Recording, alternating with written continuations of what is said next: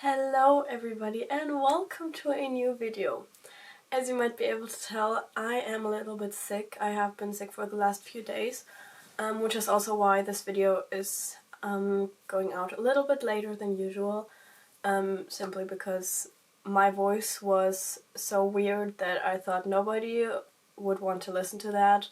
So now it sounds better than it did before, so I thought let's do a little August reading wrap up. I read a total of 3 books. I don't have one copy with me because my sister currently has that. I was in a little bit of a reading slump this month. It was kind of weird because I wasn't really feeling like reading that much. So yeah, I'm just going to walk you through that and we're going to talk about what I read because I read some good books in this month, but reading just was kind of slow for me. I don't know. It was kind of weird. The first book that I read this month was Nobody in Particular by Sophie Gonzalez, and oh my god, I love this book. It is so good.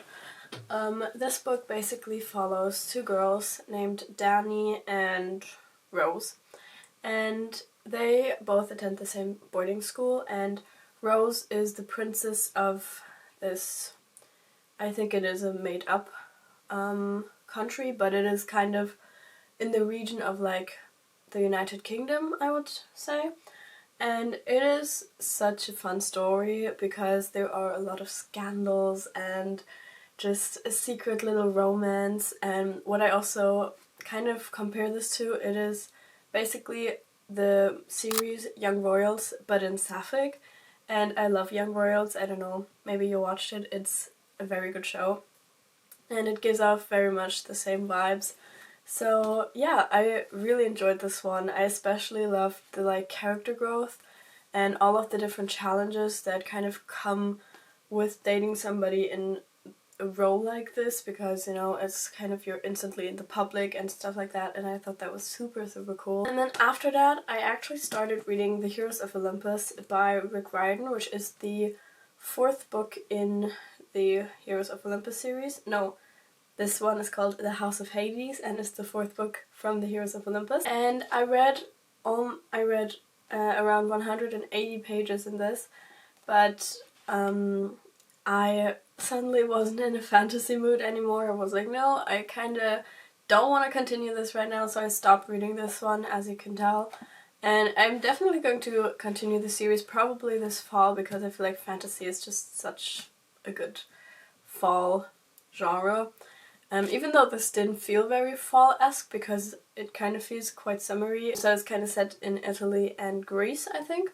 And yeah, this is very fun, but as I said, didn't continue so far, but will definitely in the future. Still wanted to mention it because I did spend quite a chunk of time on this. And then I read the book that I don't currently have a physical copy of, which is called The Only Light Left Burning by Eric J. Brown. And this one is actually the 2nd book in a little duology, I believe it is. And the 1st book is called All That's Left in the World. I read that at the beginning of the year and I love that book. That was one of my 5-star books this year. I am so obsessed with it.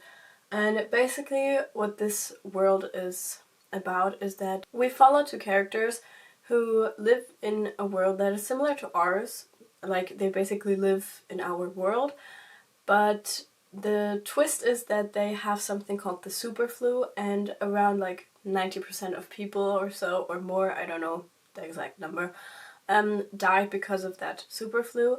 And now there are only a very limited amount of people left in the world.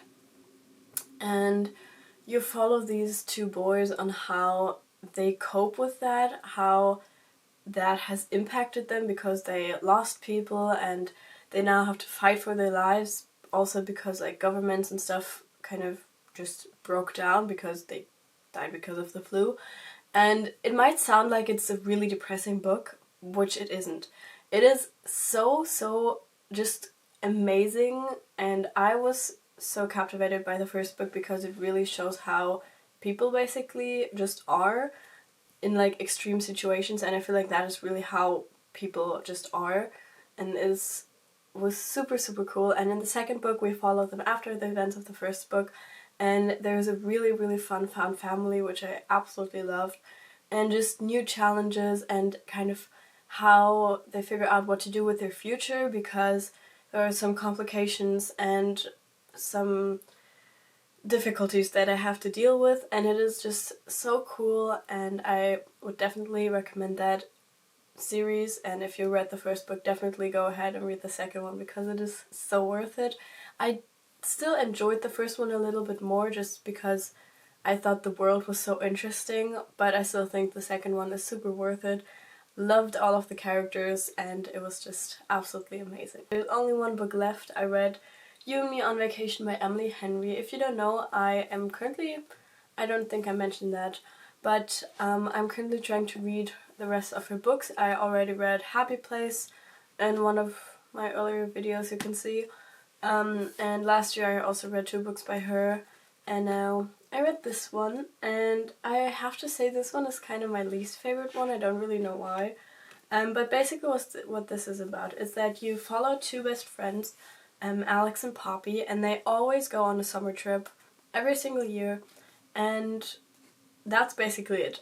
So you have kind of 2 timelines. You have all of their summers in the past. You have like, it always, like at the beginning of the chapter it says like 12 summers ago, 9 summers ago, stuff like that, and then it's always like this summer.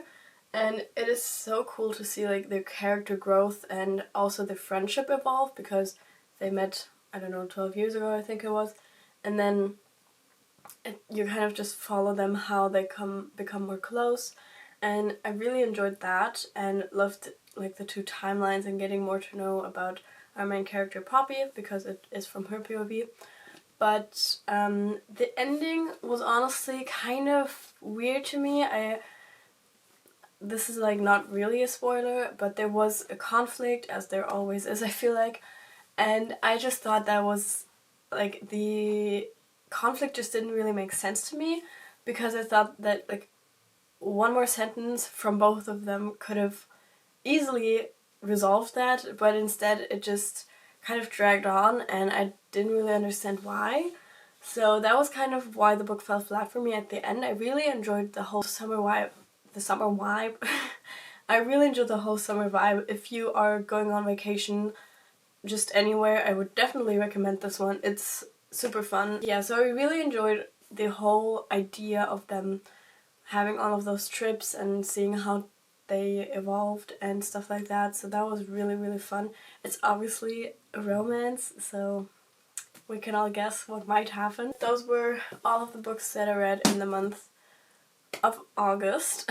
And yeah, I hope that the next reading month is going to be better, but we'll see. I don't know, I love fall, so I'm very excited to kind of decorate my room a bit more fall-esque. I think I might actually do a video on that, but we'll see. So yeah, that is going to be it for today's video. It was definitely on the shorter side. I hope you don't mind. But if you enjoyed watching, maybe like, comment, or subscribe. I would really appreciate it, and I will hopefully see you in the next one. Bye!